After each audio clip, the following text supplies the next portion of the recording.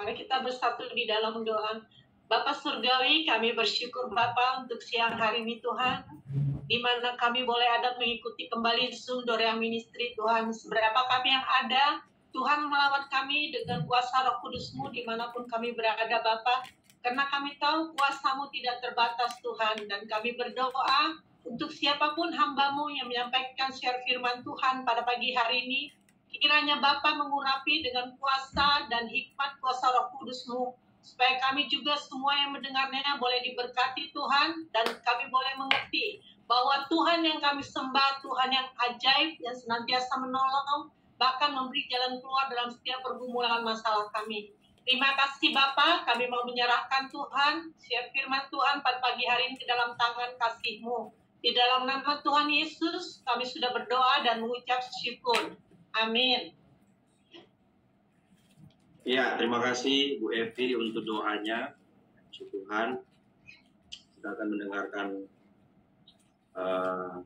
firman Allah pada pagi hari ini. Ya, hari ini saya ditugaskan untuk menyampaikan firman Allah ya bagi kita semua. Kita sama-sama belajar ya Bapak Ibu. Saya juga masih belajar. Tidak ada yang lebih hebat ya dari kita satu sama lain, tapi biar Tuhan saja yang lebih hebat ya. Puji Tuhan, mari kita akan sama-sama melihat firman Tuhan pada pagi hari ini. Kita buka di dalam 3 Yohanes 3 Yohanes 1 ayat 1 sampai ayat yang keempat. Bapak Ibu bisa dengar suara saya dengan jelas? Bisa. Iya, terima kasih untuk responnya. Ya, 3 Yohanes 1 ayat 1 sampai ayat yang keempat. Saya baca bagi kita semua ya. Dari pena tua kepada Gaius yang kekasih, yang kukasihi dalam kebenaran. Saudaraku yang kekasih, aku berdoa semoga engkau baik-baik dan sehat-sehat saja dalam segala sesuatu. Sama seperti jiwamu baik-baik saja. Sebab aku sangat bersuka cita ketika beberapa saudara datang dan memberi kesaksian tentang hidupmu dalam kebenaran. Sebab memang engkau hidup dalam kebenaran. Bagiku tidak ada sukacita yang lebih besar daripada mendengar bahwa anak-anakku hidup dalam kebenaran. Amin. Puji Tuhan. Saudara, kita membaca satu bagian firman Tuhan yang sangat luar biasa pada pagi hari ini. Di dalam surat 3 Yohanes ini dikirim oleh Yohanes kepada Gaius. Ya. Gaius ini adalah nama yang umum ya di daerah Romawi pada saat itu. Namun Alkitab tidak menjelaskan secara rinci siapa yang dimaksud. Gaius ini siapa? Namun, saudara, kalau kita membaca lebih dalam bagian firman Tuhan di dalam 3 Yohanes pasal yang pertama, kita bisa menemukan sedikit informasi tentang Gaius, saudara ya. Ayat 5 sampai ayat 6, 3 Yohanes 1, di sana dikatakan, Saudaraku yang kekasih, engkau bertindak sebagai orang percaya, di mana engkau berbuat segala sesuatu untuk saudara-saudara, sekalipun mereka adalah orang-orang asing. Ayat 6, mereka telah memberi kesaksian di hadapan jemaat tentang kasih-Mu, baik benar perbuatanmu, jikalau engkau menolong mereka dalam perjalanan mereka dengan suatu cara yang berkenan kepada Allah. Nah, ini ada sedikit informasi yang diberikan oleh Alkitab mengenai siapa Gaius ini, saudara ya. Namun tidak secara rinci, karena pada waktu itu ternyata para pekabar Injil sering berkeliling dari satu daerah ke daerah yang lain, mereka berpindah-pindah tempat.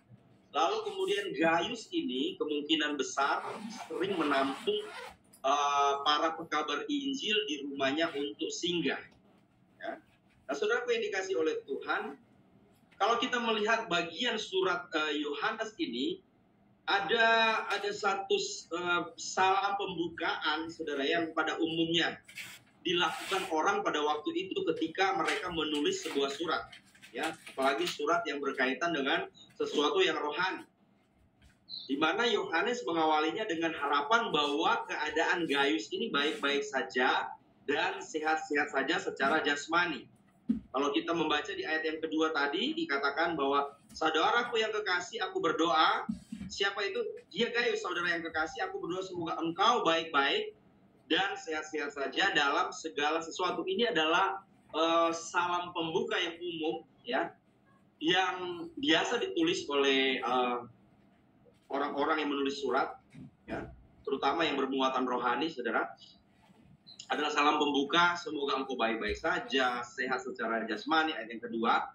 Namun saudara, kalau kita meneliti firman Tuhan ini lebih dalam, ada satu bagian yang lebih menarik, saudara, di sini, saudara. Dilanjutkan dengan apa, saudara? Keadaanmu baik-baik dan sehat-sehat saja. Kemudian dilanjutkan dengan apa? Sama seperti jiwamu baik-baik saja.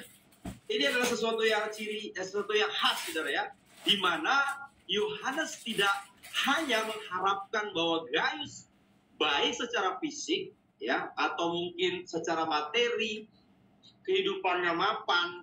Yohanes mengharapkan sesuatu yang baik, dia bisa sehat, kehidupannya mapan, keluarganya baik saja. Namun harapan daripada Yohanes ketika dia menulis surat kepada Gaius adalah bukan hanya kehidupanmu yang baik-baik saja, bukan hanya jasmanimu yang sehat-sehat saja, melainkan secara jiwa hidupmu juga harus sehat. Secara jiwamu juga harus sehat. Atau secara rohanimu harus sehat. Ya, bukan hanya jasmanimu yang sehat, tetapi secara jiwamu juga harus sehat. Secara rohani, hidupmu juga harus memiliki kesehatan secara rohani. Dan melalui surat ini, saudara, ada satu pujian yang disampaikan oleh Yohanes kepada Gaius. Saya percaya walaupun Gaius tidak secara rinci dijelaskan tentang background-nya dia, siapa dia, saudara, tetapi saya percaya setiap apa yang ditulis oleh Alkitab itu adalah sesuatu yang penting, saudara. Ya. Namun menarik sekali kalau kita baca tentang firman Tuhan, saudara, Alkitab itu tidak semua, ya, menitik beratkan kepada latar belakang seseorang, tetapi apa yang mereka lakukan, saudara, ya. Hidup yang mereka tunjukkan sehari-hari itu yang dititik beratkan oleh Alkitab. Ketika firman Tuhan ini kita baca, saudara, memang tidak dijelaskan secara rinci tentang siapa si Gaius, ya, latar belakangnya seperti apa, apakah dia orang kaya, apakah dia orang yang mapan, tidak dijelaskan. Tetapi menarik, Alkitab menggali, saudara, ya. Alkitab menggali dan menyajikan kepada kita satu hal yang boleh kita pelajari pada pagi hari ini, meskipun Gaius hanya muncul di beberapa ayat di dalam kitab Yohanes ini, tetapi saudara, kita bisa ambil pelajaran dari kehidupannya. Yohanes memuji kehidupannya, bahwa Gaius ini di dalam kebenaran. Nah, kita mau pelajari ini benar. Jika kita memiliki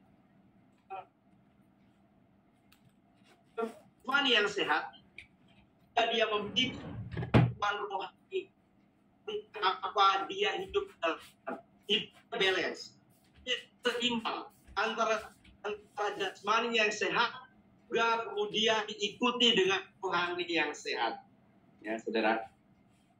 Arti lagi, Gaius hidup di dalam kebenaran. Orang hidup di dalam kebenaran, saudara. Alkitab mau menyajikan ini, saudara, ya, kepada kita, mau memberitahu kepada kita bahwa orang-orang yang hidup di dalam kebenaran, contohnya seperti Gaius ini, ya, dia tidak hanya memperhatikan kehidupannya secara jasmani, tetapi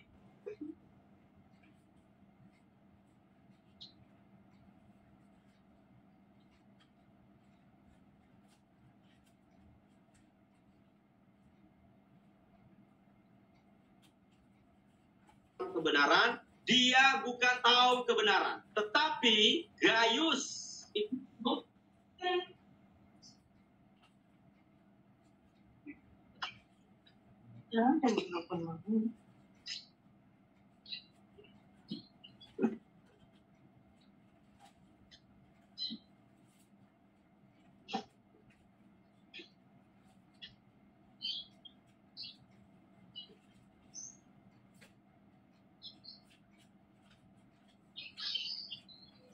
Enggak lagi dibeli.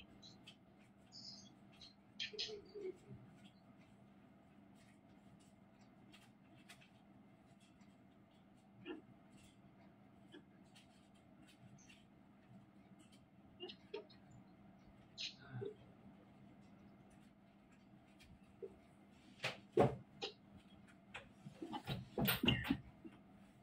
Bapak Ibu, maaf terputus. Bapak Ibu bisa dengar saya? Bisa dengar? Iya, maaf ya, wifi-nya nggak bermasalah.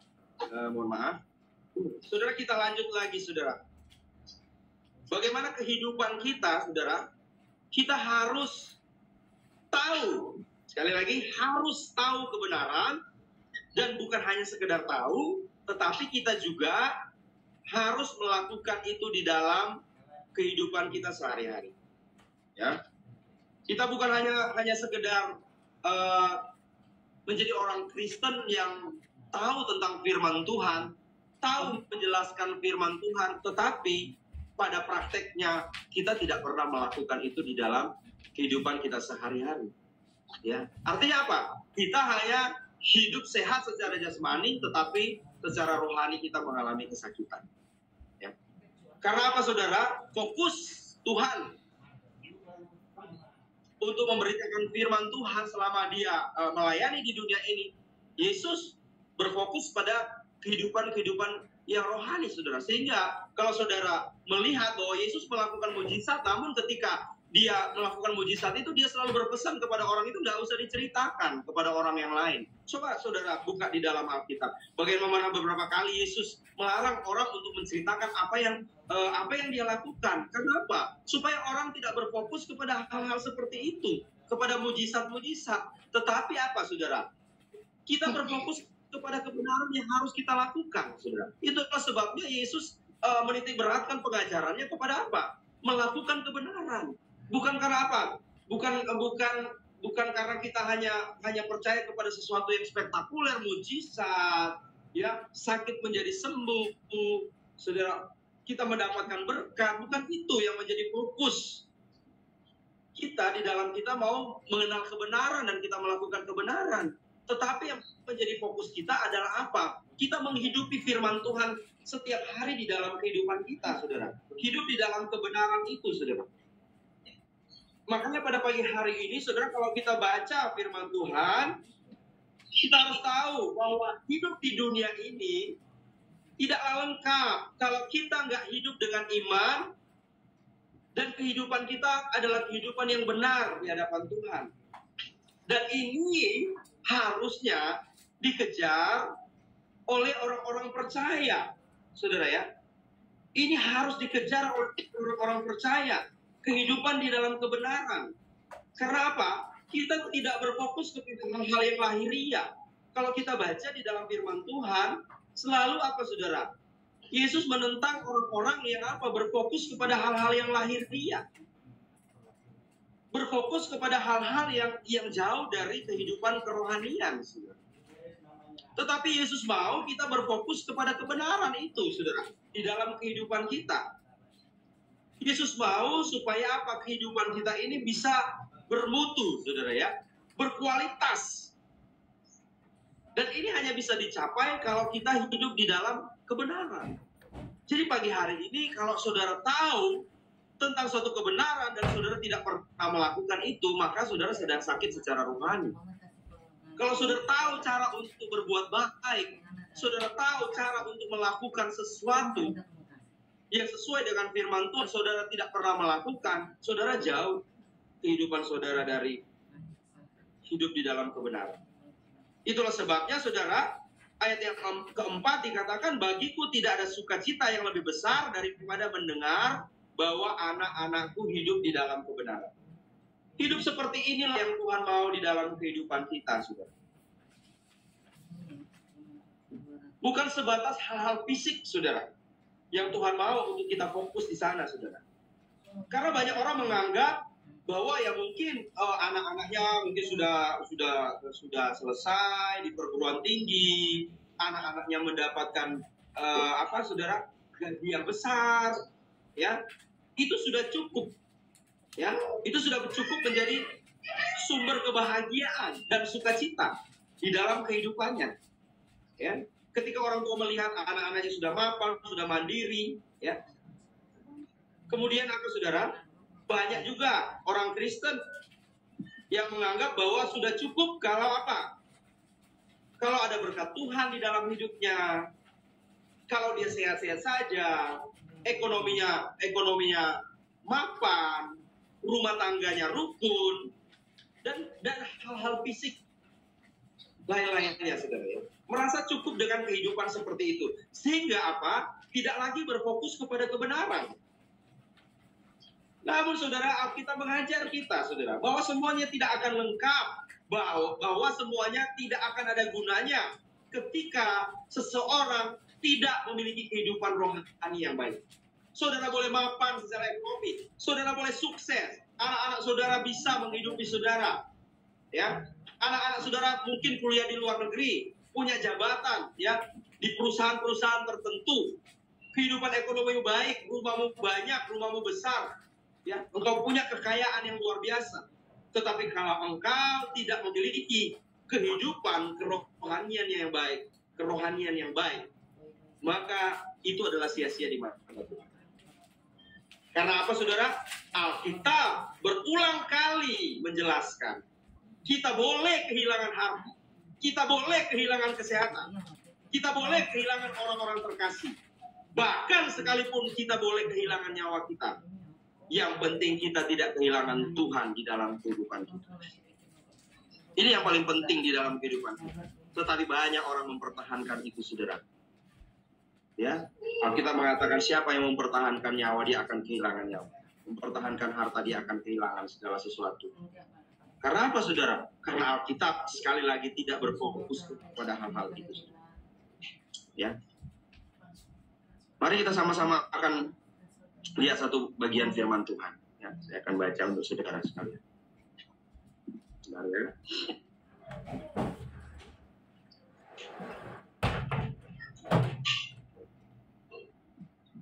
Saudaraku yang dikasihi oleh Tuhan, di dalam Mazmur 73 ayat yang ke-6 di sana dikatakan seperti ini. Sebab itu mereka berkalungkan kecongkakan dan berpakaian kekerasan. Nah, saudaraku yang dikasihi oleh Tuhan, orang yang tidak mau hidup di dalam kebenaran, ya, adalah orang-orang yang merasa bangga dengan dirinya sendiri, dan mereka hidup berkalungkan kecongkakan dan berpakaian kekerasan. Inilah firman Tuhan katakan, ya. Bahkan dari ayat yang ke-9 di dalam Mazmur 73 dikatakan, mereka membuka mulut melawan langit dan lidah mereka membual di bumi. Ya. Mereka tidak hidup di dalam kebenaran.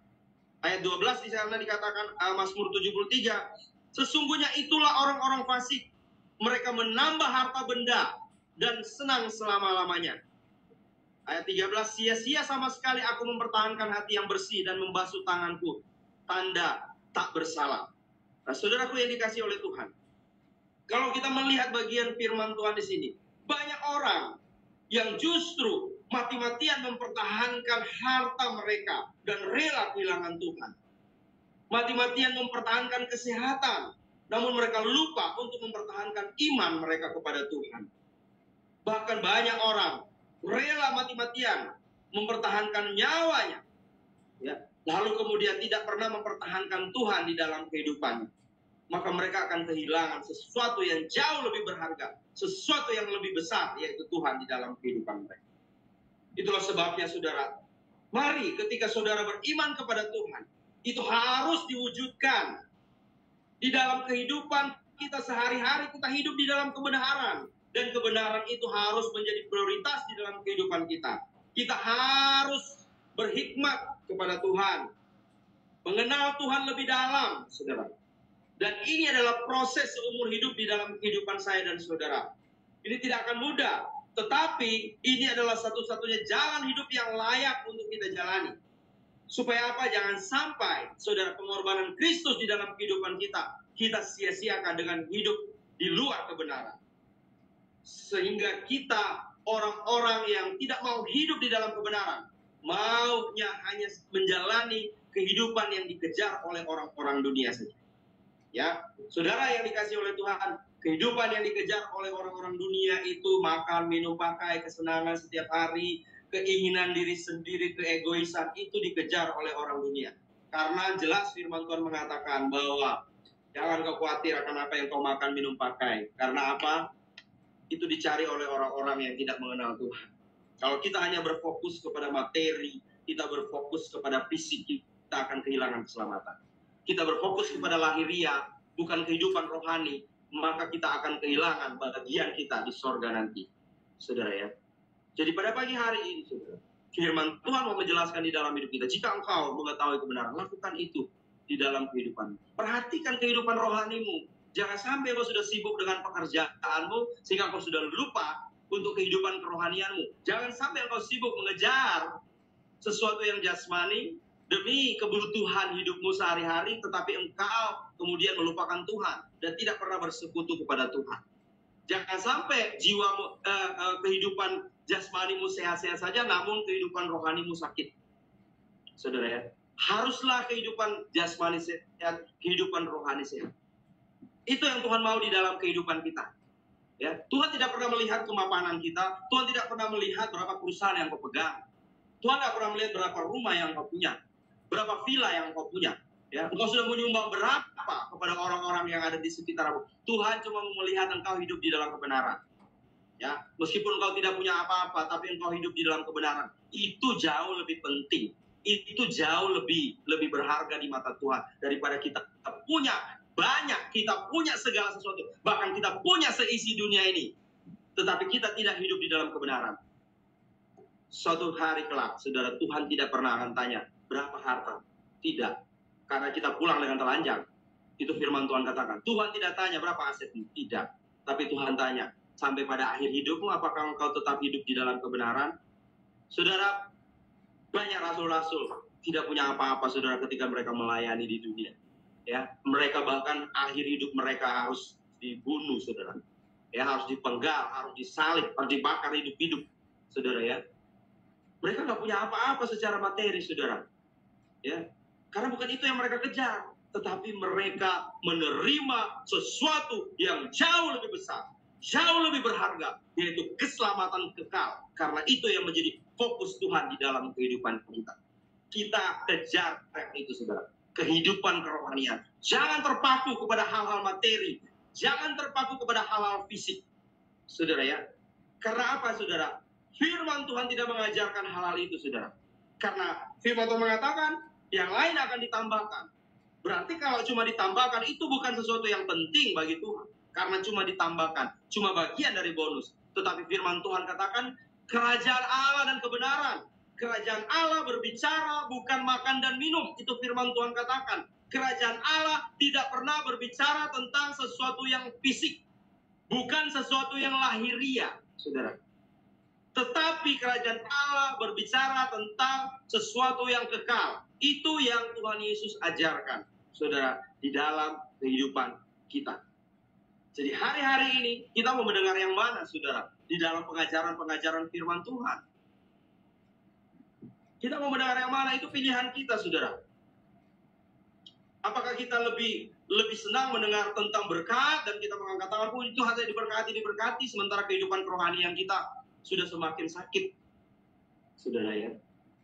Tetapi firman Tuhan dengan jelas, saudara, bukan hanya berbicara tentang sesuatu yang lahiriah, tetapi menuntun kehidupan kita kepada karakter Kristus, menuntun kepada kehidupan kita untuk menjadi serupa dan segambar dengan Allah. Kita ingat bahwa kita ini udah jatuh karena kehilangan kemuliaan Allah. Semua orang telah berbuat dosa. Walaupun kita diciptakan serupa dengan gambar dan rupa Allah, ketika dosa menguasai kehidupan manusia, maka gambar itu rusak. Dan Kristus mau mengembalikan itu melalui kematiannya di kayu salib. Supaya apa? Gambar itu menjadi nyata dan jelas di dalam kehidupan kita. Supaya kita hidup di dalam kesempurnaan bersama dengan Kristus. Makanya firman Tuhan mau mengajarkan kepada kita, saudara, untuk apa? Fokuslah kepada kebenaran itu ketika engkau mengetahui itu di dalam kehidupanmu, saudara. Yang lain-lain itu nanti bonus dari Tuhan, saudara. Kalau orang sudah hidup di dalam kebenaran, dia tidak memusingkan lagi hal-hal yang lahiriah. Firman Tuhan katakan seperti itu. Aku tidak memusingkan lagi hal-hal yang lahiriah. Paulus tidak lagi bangga kalau dia itu adalah seorang yang ketat dan dia seorang ahli Taurat dahulunya. Ya, dia punya pengetahuan yang tinggi, dia punya segala privilege sebagai seorang warga negara Romawi, saudara. Dia seorang yang dihormati. Dia tidak menganggap itu lagi, tetapi dia katakan bahkan aku menganggap semua itu sampah. Aku membuang itu. Apa yang ada di belakangku, kebanggaan-kebanggaan secara manusia, kebanggaan-kebanggaan secara lahiriah, itu tidak lagi menjadi fokus di dalam hidupnya. Tetapi dia bilang dia mau fokus kepada Kristus. Bahkan mati bagi Kristus adalah keuntungan. Ya, mati bagi Kristus. Dia pun tidak punya apa-apa di dunia ini, tetapi dia mau fokus kepada kekekalan. Dia mau fokus kepada kebenaran. Dia mau fokus kepada kehidupan kerohaniannya. Saudara, dan ini kita harus menyadari hal ini di dalam kehidupan kita. Karena apa, saudara? Semua akan kita tinggal pada suatu saat nanti. Kita tidak membawa satu cuil pun dari barang-barang yang kita miliki di dunia ini, saudara. Ketika kita kembali kepada Tuhan. Sekali lagi, kita tidak membawa itu, saudara. Makanya kita harus hidup di dalam kebenaran. Setiap hari di dalam kehidupan kita. Karakter kita harus senantiasa mengalami perubahan di dalam kehidupan kita. Kita katakan kebenaran, saudara. Saya belajar untuk mengatakan kebenaran, walaupun mungkin orang lain akan tersinggung, saudara. Walaupun mungkin orang lain akan tidak suka dengan apa yang saya katakan, tetapi saya mau mengatakan kebenaran. Karena itu yang firman Tuhan ajarkan. Saya belajar untuk tidak sungkan untuk mengatakan kebenaran. Lalu saya mau milih-milih ayat, kemudian menyampaikan, jangan sampai tersinggung, jangan sampai saya bicara tidak. Saya tidak mau menyenangkan telinga manusia. Saya mencoba belajar untuk menyenangkan hati Tuhan. Ya, yang penting saya menyampaikan kebenaran.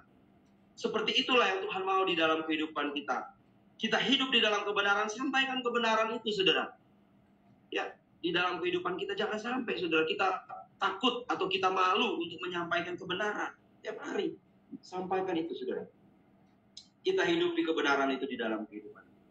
Jadi jangan bangga, saudara, kalau kita punya pencapaian-pencapaian tertinggi di dunia ini. Pencapaian tertinggi di dunia ini tidak akan ada artinya apa-apa kalau kita tidak punya pencapaian secara rohani. Karena semuanya yang tidak berharga, saudara, ya, di mata Tuhan itu, saudara. Ya, kesombongan-kesombongan, kebanggaan-kebanggaan, reward-reward yang kita terima di dunia ini, penghargaan-penghargaan secara lahiriah. Tidak, saudara. Bahkan Tuhan selalu melihat hati kita. Tuhan tidak pernah melihat apa yang kita banggakan itu, saudara, ya. Apa yang kita dapatkan di dunia ini, saudara, sama sekali tidak berarti, karena kita nggak akan bawa semua itu, saudara. Ya, kita nggak akan bawa semuanya itu kita datang kepada Tuhan. Ini loh Tuhan, saya sudah berprestasi di dunia ini. Ya, di dunia ini saya sudah dihormati, saya disanjung. Ya, siapa yang tidak kenal dengan saya? Nah, saudara, kita tidak bisa datang kepada Tuhan dengan kesombongan-kesombongan. Berjubakan, tadi dikatakan berjubakan apa? Kecongkakan. Kita tidak bisa berkalungkan kecongkakan. Berpakaian kekerasan, tidak bisa. Itu sama sekali tidak berarti di mata Tuhan. Ya, bahkan Tuhan lebih suka lihat seseorang yang rendah hati. Seseorang yang miskin mungkin di dunia ini seperti Lazarus yang tidak punya apa-apa, saudara, ya. Hidupnya penuh dengan penderitaan, saudara. Tetapi yang diterima Tuhan apa? Bukan orang kaya. Ingat, ya, bukan orang kaya yang hidupnya berjubakan kesombongan dengan kebanggaan diri, tetapi Lazarus yang bersama-sama dengan Bapa di surga. Ini yang harus kita pertimbangkan di dalam kehidupan. Hari-hari ini pertimbangkanlah firman Tuhan yang kita dengar sehari-hari. Karena apa? Saudara harus peka terhadap teguran Tuhan di dalam kehidupan kita. Kalau orang yang mau menerima teguran Tuhan, dia tentunya punya hati yang bijaksana. Dia tidak akan tersinggung, dia tidak akan marah. Tetapi apa? Dia akan mengalami perubahan di dalam hidup. Ya. Saya lebih senang kalau Tuhan menegur saya, mengingatkan saya, saudara, ya, melalui firman Tuhan, supaya kita lakukan itu setiap hari di dalam hidup. Mungkin terasa begitu keras firman Tuhan datang di dalam hidup kita, tetapi ini membangunkan kita sebagai satu alarm di dalam kehidupan kita. Waktunya kita untuk berbenah diri. Waktunya kita untuk semangat. Karena apa? Saudara, kedatangan Tuhan sudah semakin dekat. Jangan tidur, saudara. Rohani kita jangan tidur. Bangun rohani kita. Setiap hari, saudara. Jangan terlena dengan pencapaian kita. Jangan terlena apa yang kita miliki hari-hari ini, saudara. Jangan terlena dengan itu. Jangan terbuai dengan itu. Suatu saat itu tidak akan ada lagi, saudara, di dalam hidup kita. Kesehatan itu bisa habis dalam hidup kita. Kalau kita fokus kepada kesehatan, suatu saat tidak ada orang yang tidak pernah sakit. Kehidupan kita, saudara, kita tidak akan muda terus. Suatu saat kita akan tua, saudara. Dan kita akan berpulang kepada Tuhan. Itu akan habis. Mobilmu, rumahmu, semuanya. Suatu saat itu tidak akan ada lagi. Ya, tetapi jiwa yang penuh dengan kebenaran, jiwa yang diisi dengan hal-hal yang rohani, ketika kau kembali kepada Tuhan, jiwa itu yang akan kembali kepada Tuhan, yang akan memuji-muji Tuhan di sana, yang akan menyembah Tuhan di sana, saudara. Nah, ini yang Tuhan mau di dalam kehidupan kita. Dan biarlah firman Tuhan pada pagi hari ini boleh mengajarkan kita semua untuk terus hidup di dalam kebenaran. Kalau engkau tahu kebenaran, lakukan itu di dalam kehidupan. Jangan cuma jasmani yang sehat, tetapi rohani juga harus baik-baik saja. Jangan cuma jasmani yang baik-baik saja, rohani harus baik-baik saja, bahkan jauh lebih baik, saudara, di dalam kehidupan kita. Perhatikan kehidupan rohani. Jangan hanya sibuk dengan kehidupan jasmani, engkau lupa kehidupan rohani. Ya, jangan sibuk dengan pekerjaanmu, engkau lupa untuk bersekutu dengan Tuhan. Ya, engkau lupa untuk apa? Membangun hubungan yang intim dengan Tuhan. Ya, berdoa kepada Tuhan. Jangan-jangan kehidupan kita bangun pagi cuma pekerjaan yang kita pikirkan, tidak pernah datang berdoa kepada Tuhan. Ya, jangan-jangan kita memulai hari kita tidak pernah ada ucapan syukur kepada Tuhan. Bangun pagi tidak pernah ada persekutuan dengan Tuhan. Mesbah doa tidak ada, saudara, ya, tidak ada. Ya, pulang kita udah capek tidur, tidak ada lagi persekutuan dengan Tuhan. Perhatikan kehidupan rohani kita. Karena apa? Kalau engkau terus biarkan kehidupan rohani yang seperti ini, lama-lama mulai sakit, mati rohaninya. Ya, tidak lagi mengingat Tuhan, tidak lagi peduli terhadap Tuhan, tidak lagi peduli terhadap hal-hal yang rohani. Nah, biar firman Tuhan ini menjadi pencerahan di dalam kehidupan kita pagi hari ini. Mari hidup di dalam kebenaran. Puji Tuhan, Tuhan memberkati kita semua. Mari kita berdoa. Tuhan, terima kasih Bapa. Biar firman Tuhan ini boleh kami hidupi di dalam kehidupan kami sehari-hari. Ampuni kami Tuhan, apabila mungkin kami terlalu sibuk dengan apa yang kami mau capai Tuhan, gol-gol yang kami mau capai Tuhan, dan kami lupa Tuhan untuk kami bersekutu dengan Engkau, kami lupa hidup di dalam kebenaran. Terima kasih Bapak, biarlah firman Tuhan ini boleh menjadi bagian di dalam kehidupan kami untuk kami lakukan setiap hari. Dan Tuhan yang akan menolong kami, dan Roh Kudus yang akan menerjemahkan firman Tuhan ini dalam kehidupan kami sehari-hari, sehingga kami hidup di dalam kebenaran. Berkati kami semua Tuhan, hanya di dalam nama Tuhan Yesus Kristus kami berdoa dan mengucap syukur. Haleluya. Amin. Puji Tuhan, saya serahkan kembali kepada Ibu Fani mungkin yang menyampaikan pengumuman.